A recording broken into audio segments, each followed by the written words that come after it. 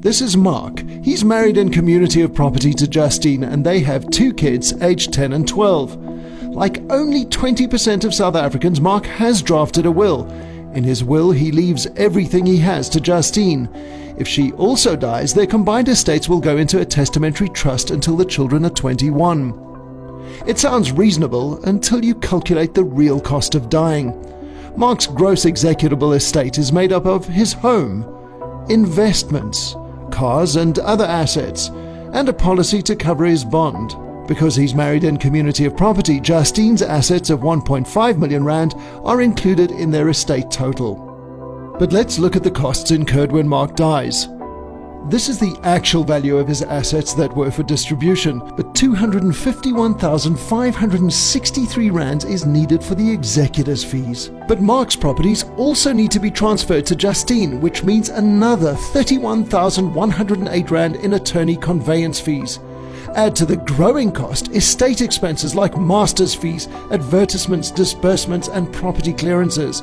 Justine will have to find the money somewhere. Don't forget, there are also professional fees for administering Mark's life policies, retirement benefits and offshore investments worth 2 million rand. That's another 17,250 rand gone in fees. Already a substantial chunk of Mark's legacy is gone, and they don't include the cost of a funeral or the family's everyday living costs. The executor will need to find them somewhere while the estate is wound up. But things can get a lot worse for their children if Justine dies at the same time as Mark or soon after. If Mark and Justine both die, inheritance taxes that include estate duty and capital gains tax are triggered, a whopping 464,800 rand.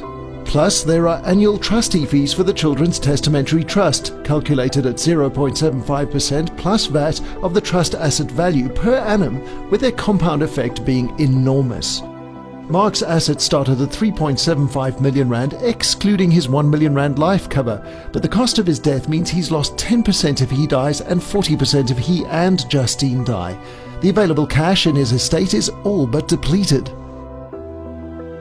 Mark's family might have to part with their life insurance payout or borrow money to pay the cash shortfall. Or his beneficiaries might have to sell their home or other assets to release the cash. For as little as 135 rand per month, the Legacy Protection Plan solves every one of these problems and protects your family from this dire situation. And even if your estate isn't exactly like Mark's, the Legacy Protection Plan is agile and flexible enough to adapt to your unique legacy planning needs.